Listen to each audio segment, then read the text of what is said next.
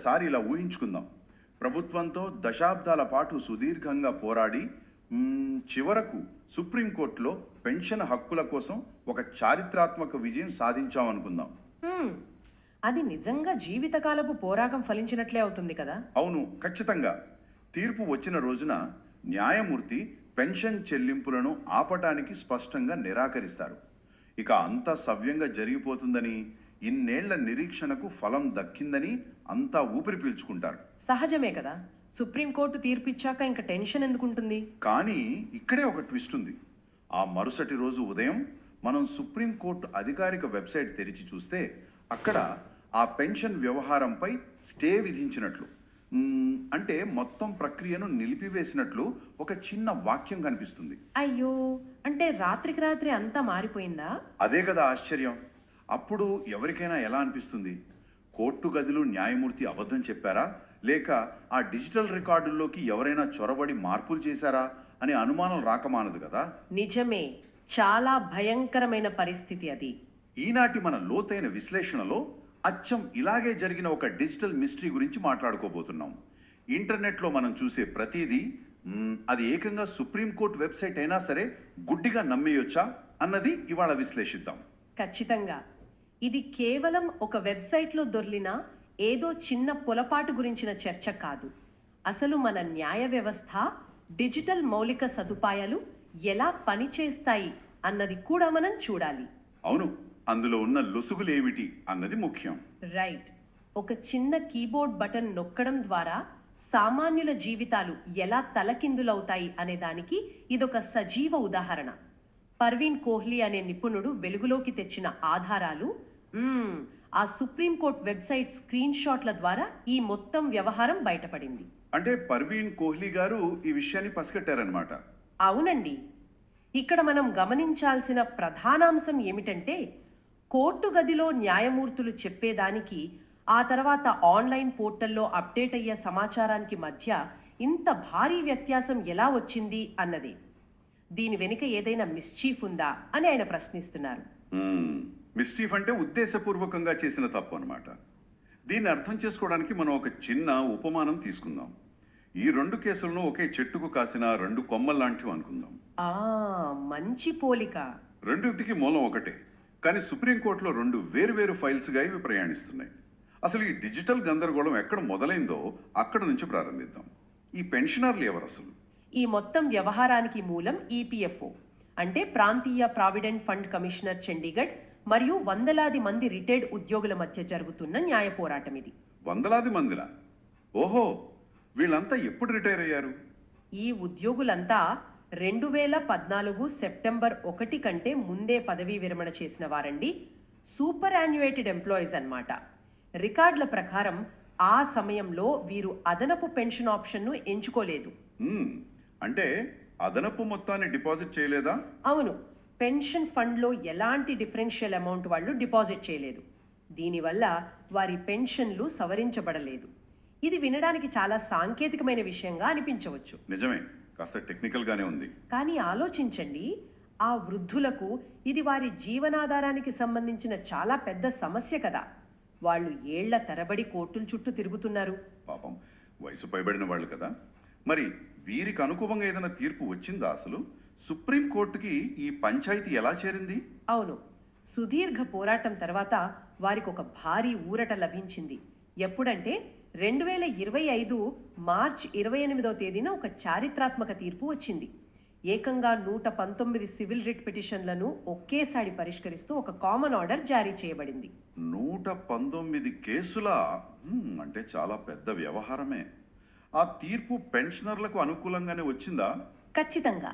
వారికి సవరించిన పెన్షన్లు చెల్లించాల్సిన బాధ్యత ఈపీఎఫ్ఓ పైన పడింది అని ఆ తీర్పు స్పష్టం చేసింది. కానీ ప్రభుత్వ సంస్థలు అంత సులభంగా ఓటమిని అంగీకరించవు కదా. అప్పీల్కి వెళ్ళుంటారు. అదే జరిగింది. ఈపీఎఫ్ఓ ఈ తీర్పును అమలు చేయడానికి బదులుగా దాన్ని సవాలు చేస్తూ సుప్రీంకోర్టును ఆశ్రయించింది. స్పెషల్ లీవ్ పిటిషన్లు అంటే ఎస్ఎల్పీలు దాఖలు చేసింది. ఇక్కడే అసలు కథ మొదలవుతుందన్నమాట. ఆ 119 కేసులపై వచ్చిన తీర్పును సవాలు చేస్తూ ఈపీఎఫ్ఓ అప్పీల్ చేసింది. అయితే పర్వీన్ కోహ్లీ గారు అందించిన వివరాల ప్రకారం చూస్తే ఈపీఎఫ్ఓ ఒకేసారి కాకుండా రెండు వేర్వేరు బృందాలపై వేర్వేరు సమయాల్లో కేసులు చేసినట్లు తెలుస్తోంది. అవును, సరిగ్గా గమనించారు. ఈపీఎఫ్ఓ ఒకే తీర్పును సవాలు చేస్తూ 2 స్పెషల్ లీవ్ పిటిషన్లను వేరువేరుగా దాఖలు చేసింది. మొదటి కేసును కుల్వంత్ సింగ్ మరియు ఇతరులపై వేసింది. ఓకే, మొదటి కేసు కుల్వంత్ సింగ్ గారి మీద. దీని డైరీ నెంబర్ ఏమైనా ఉందా? ఉంది. దీని డైరీ నంబర్ 51,676/2025. దీన్ని 2025 సెప్టెంబర్ 9వ తేదీన దాఖలు చేశారు. దీని మీద అక్టోబర్ 6వ తేదీన నోటీస్ కూడా ఇవ్వబడింది. రైట్, సెప్టెంబర్లో ఒక కేసు వేశారు. మరి రెండో కేసు ఎప్పుడు వేశారు? ఆ తర్వాత కొన్ని నెలల గ్యాప్ ఇచ్చి అదే తీర్పును సవాలు చేస్తూ లక్ష్మీకాంత్ మరియు ఇతరులపై డిసెంబర్లో 2వ కేసును దాఖలు చేసింది. దీని డైరీ నంబర్ 69,579/2025. ఇది డిసెంబర్ 2వ తేదీన ఫైల్ అయింది. ఒకే తీర్పును సవాలు చేస్తున్నప్పుడు ఇలా వేర్వేరు నెలల్లో కేసులు ఎందుకు వేస్తారో సామాన్యులకు అర్థం కావడం కష్టమే కదా. బహుశా ఇది వాళ్ళ న్యాయపరమైన వ్యూహం లేదా కేవలం పరిపాలనాపరమైన జాప్యం కూడా అయి ఉండొచ్చు. కానీ 2 కేసుల మూలం ఆ మార్చి 28 నాటి తీర్పే. అంటే మీరు అన్నట్లు అవి కోర్టులో 2 వేర్వేరు ఫైల్స్గా ప్రారంభించాయన్నమాట. మొదటి కేసుపై అక్టోబర్లోనే నోటీసులు ఇచ్చారని చెప్పారు కదా. మరి ఈ రెండవ కేసు, అదే ఈ లక్ష్మీకాంత్ కేసు ఎప్పుడు విచారణకు వచ్చింది?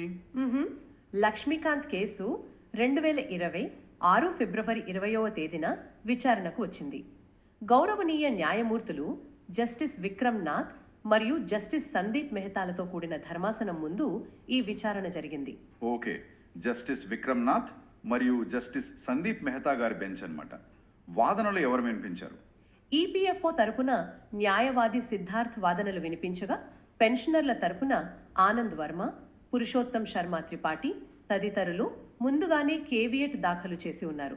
ఆ రోజు కోర్టు గదిలో జరిగిన వాద ప్రతివాదనలు చాలా కీలకమండి. అసలు కోర్టులో ఏం జరిగిందో ఒకసారి మాకు వివరిస్తారా? తప్పకుండా. ఈపీఎఫ్ఓ న్యాయవాదుమ కోర్టును ఒకటే అభ్యర్థించారు. దయచేసి మార్చి 28 నాటి ప్రధాన తీర్పు అమలును నిలిపివేయండి, అంటే స్టే ఇవ్వండి అని చాలా బలంగా కోరారు.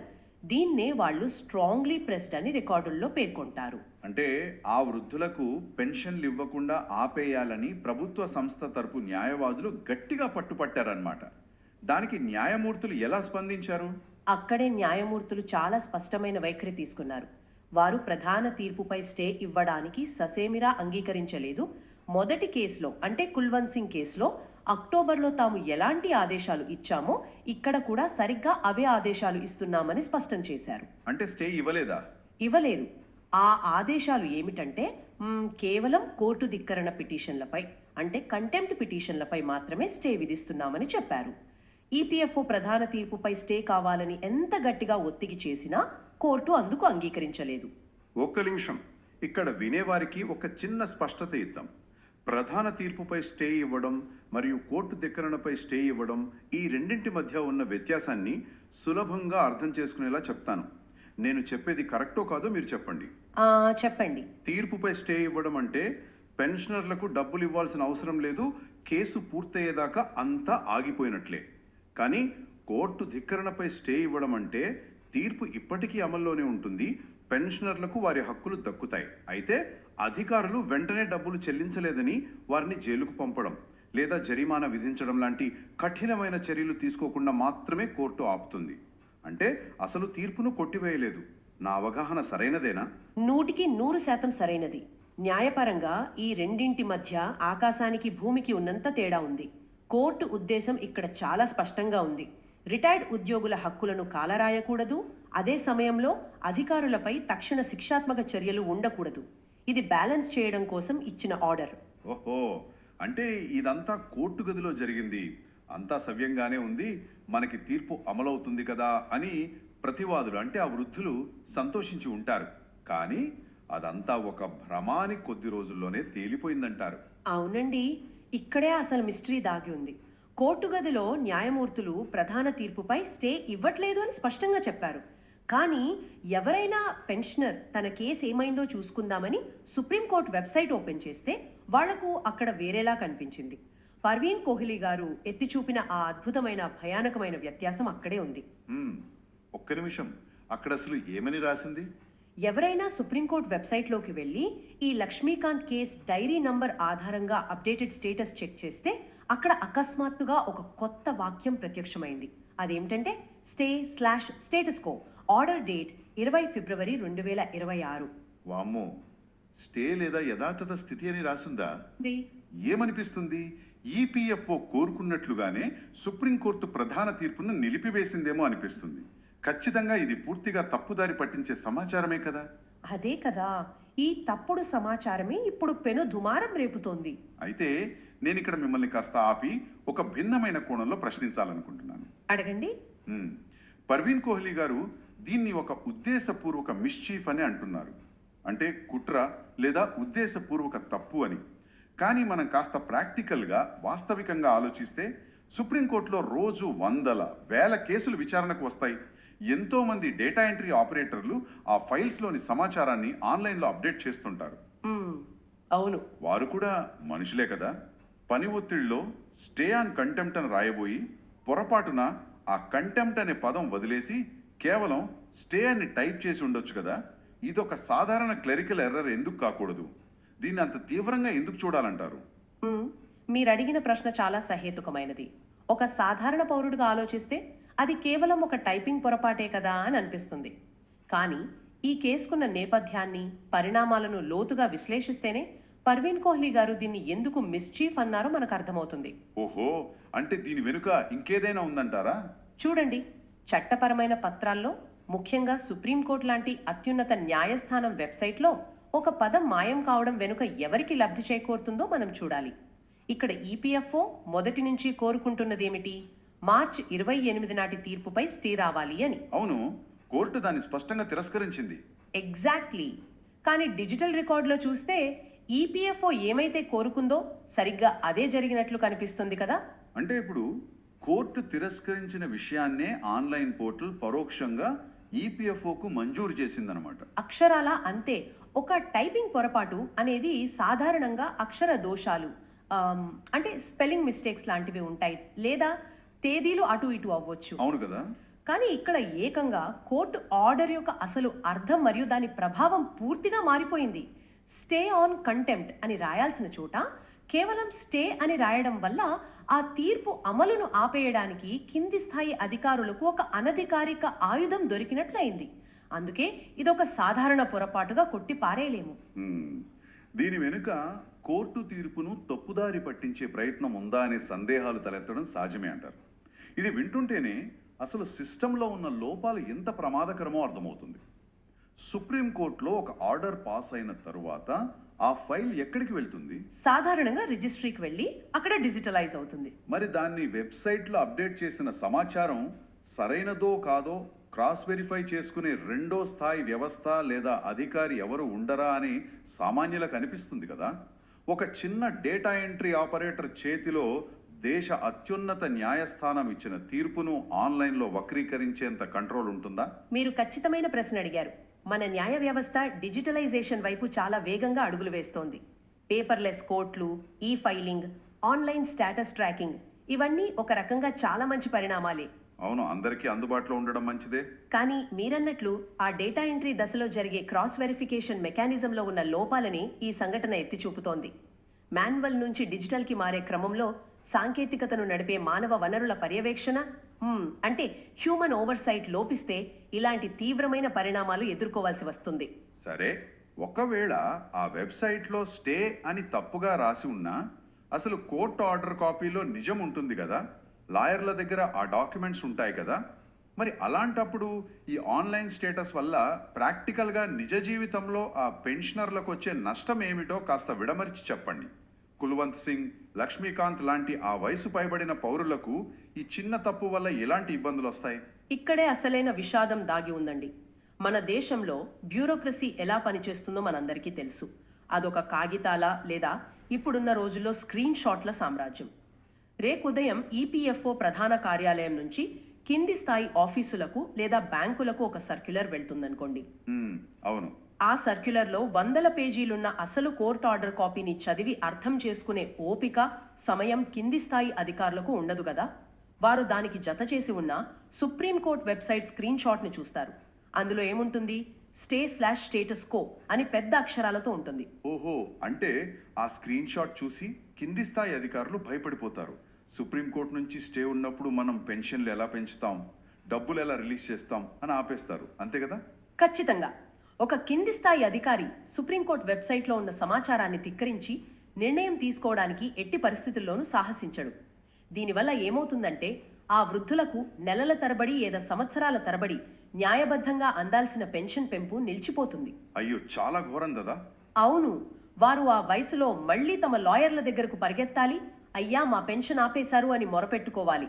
అప్పుడు ఆ లాయర్లు కింది స్థాయి అధికారుల దగ్గరికి వెళ్ళి వెబ్సైట్లో ఉన్నది తప్పు, అసలు ఆర్డర్ కాపీ చదవండి, కోర్టు ప్రధాన తీర్పును ఆపలేదు అని నిరూపించుకోవాలి. ఈలోపు ఆ వృద్ధులు పడే శారీరక, మానసిక, ఆర్థిక క్షోభను మనం ఊహించగలమా? ఒక చిన్న తప్పు లేదా పర్వీన్ కోహ్లీ గారు అన్నట్టు ఒక మిస్షేఫ్ వల్ల ఎంతమంది జీవితాలు రోడ్డున పడతాయో ఆలోచించండి. నిజంగా ఇది ఆలోచిస్తుంటేనే భయం వేస్తుంది. ఖచ్చితంగా అండి. ఒక వృద్ధుడికి నెలకు వచ్చే ఆ పెన్షన్ మీదే వాళ్ళ మందులు, ఇంటి ఖర్చులు ఆధారపడి ఉంటాయి. అవును, అలాంటిది సిస్టంలో ఎవరో చేసిన ఒక తప్పు అప్డేట్ వారి కంచెంలో కూడు లాగేసుకునేంత ప్రభావం చూపుతుంది. మరి ప్రస్తుతం ఈ కేసుల పరిస్థితి ఏమిటి?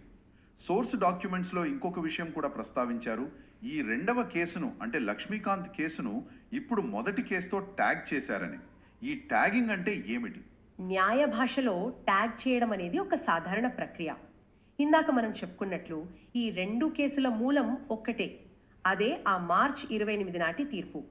వాద ప్రతివాదనలు, అందులో ఉన్న చట్టపరమైన చిక్కులు అన్నీ ఒకటే కదా. రైట్, రెండు సేమ్ ఇష్యూస్. వారి విచారించడానికి కోర్టు తీసుకునే నిర్ణయమే ఈ ట్యాగింగ్. అందువలన notice tag with SLP number 28,789 of 2025 అని లక్ష్మీకాంత్ కేసును మొదటి కేసుతో ముడిపెట్టారు. ఇక ముందు ఈ రెండు కేసుల విచారణ కలిపి జరుగుతుంది. అర్థమైంది. మరి ఈ కేసు తదుపరి విచారణ ఎప్పుడు జరగబోతోంది? ఆ వృద్ధులకు ఈ డిజిటల్ గందరగోళం నుంచి ఎప్పుడు విముక్తి లభిస్తుంది? మన దగ్గరున్న ఆధారాల ప్రకారం 2026 మార్చ్ 20వ తేదీ నాటికి ఈ కేసు అసలు విచారణకు జాబితా చేయబడలేదు. రికార్డులో చూస్తే case not listed for hearing today, that is 20 March 2026 అని స్పష్టంగా ఉంది. అంటే ఇరు పక్షాలు తదుపరి విచారణ తేదీ ఎప్పుడు వస్తుందా అని ఎదురు చూస్తున్నారన్నమాట. అవునండి, నెక్స్ట్ డేట్ ఆఫ్ హియరింగ్ కోసం ఎదురు చూస్తున్నారు. కేసు విచారణకు వచ్చినప్పుడు మాత్రమే ఈ వెబ్సైట్ పొరపాటును న్యాయవాదులు కోర్టు దృష్టికి తీసుకువెళ్లి సరిదిద్దే అవకాశం ఉంటుంది. ఇప్పటి వరకు మనం చర్చించిన విషయాలను ఒకసారి సింహావలోకనం చేసుకుంటే, పర్వీన్ కోహ్లీ గారు బయటపెట్టిన ఈ చిన్న డిజిటల్ వ్యత్యాసం, ఆ ఒక్క స్క్రీన్ షాట్ మన సిస్టంలో దాగి ఉన్న ఒక పెద్ద బ్లాక్ హోల్ను చూపిస్తోంది కదా. నిజమే, ఒక రకంగా కళ్ళు తెరిపించే విషయం ఇది. ఇంటర్నెట్లో అది దేశ అత్యున్నత న్యాయస్థానం అధికారిక వెబ్సైట్ అయినా సరే, మనం చూసే ప్రతి అక్షరం వేదవాక్యం కాదు అని రుజువు చేస్తోంది. డిజిటల్ రికార్డులు పారదర్శకతను పెంచాలి, కానీ ఇలా తప్పుదారి పట్టించే సాధనాలుగా మారకూడదు. ఖచ్చితంగా. డిజిటల్ ఇండియా వైపు మనం వేగంగా పరుగెడుతున్న ఈ సమయంలో టెక్నాలజీ అనేది పౌరులకు సాధికారత, అంటే ఎంపవర్మెంట్ ఇవ్వాలి. ముఖ్యంగా న్యాయ వ్యవస్థకు సంబంధించిన వ్యవహారాల్లో ఖచ్చితత్వం అనేది కేవలం ఆప్షన్ కాదు, అది ప్రాథమిక అవసరం. చాలా కరెక్ట్గా చెప్పారు. ఈ కేసులో జరిగినది టైపింగ్ పొరపాటే అయినా, లేదా ఆయన అనుమానిస్తున్నట్లు ఉద్దేశపూర్వక మిస్చీఫ్ అయినా, అంతిమంగా నష్టపోయేది సామాన్యులే కదా. ఈ విషయాన్ని వ్యవస్థాపరంగా సరిదిద్దాల్సిన బాధ్యత కోర్టులపైన, అలాగే ఆ డిజిటల్ సిస్టమ్స్ను నిర్వహించే అధికారులపైన ఎంతైనా ఉంది. ఈ సుదీర్ఘ చర్చ తర్వాత వినేవారిని ఆలోచింపజేసేలా ఒక అంశాన్ని ప్రస్తావించి ఈనాటి విశ్లేషణను ముగిద్దాం. మనం టెక్నాలజీ మీద గుడ్డి నమ్మకం పెంచుకుంటున్న యుగంలో జీవిస్తున్నాం. ఏ సమాచారం కావాలన్నా చేతిలో ఉన్న ఫోన్లో వెబ్సైట్ ఓపెన్ చేసి చూసి అదే నిజం అనుకుంటున్నాం. అవును, అదొక అలవాటుగా మారిపోయింది మనకి. కానీ ఆ వెబ్సైట్లో అక్షరాలను టైప్ చేసే ఆ కనబడని చేతులకు ఎంతటి నియంత్రణ లేని అధికారం ఉందో ఆలోచించండి. న్యాయమూర్తి ఇచ్చే తీర్పును కూడా ఒక చిన్న కీబోర్డ్ స్ట్రోక్ ద్వారా తలకిందులు చేయగల శక్తి ఆ డిజిటల్ రికార్డులకు ఉంది. ఒక సాధారణ స్టే అన్న పదం వందలాది మంది వృద్ధుల నోటికాడి ముద్దను లాగేయగలదు. వింటుంటేనే గుండె బరువెక్కుతుంది. మరి ఈ డిజిటల్ ఎంట్రీలను ఎవరు పర్యవేక్షిస్తున్నారు? ఆ పర్యవేక్షకులను గమనించేదెవరు? చట్టం ముందు అందరూ సమానులే అయినప్పుడు ఆ చట్టాన్ని డిజిటల్గా భద్రపరిచే ప్రక్రియలో పారదర్శకత ఎందుకు ఉండకూడదు? ఈ ప్రశ్నలకు సమాధానాలు వెతకాల్సిన బాధ్యత ఒక పౌర సమాజంగా మనందరిపైన ఉంది. 100% అంగీకరిస్తాను. కాబట్టి ఎప్పుడైనా ఏదైనా అధికారిక వెబ్సైట్లో వ్యతిరేకంగా ఏదైనా సమాచారం చూసినప్పుడు గుడ్డిగా ఆందోళన చెందకుండా అసలు డాక్యుమెంట్లో ఏముందో తెలుసుకునే ప్రయత్నం చేయండి. ఎందుకంటే డిజిటల్ తెరల మీద కనిపించేదంతా ఎప్పుడూ నిజం కాకపోవచ్చు. మరో ఆసక్తికరమైన ఆలోచింపజేసే అంశంతో మళ్ళీ కలుద్దాం.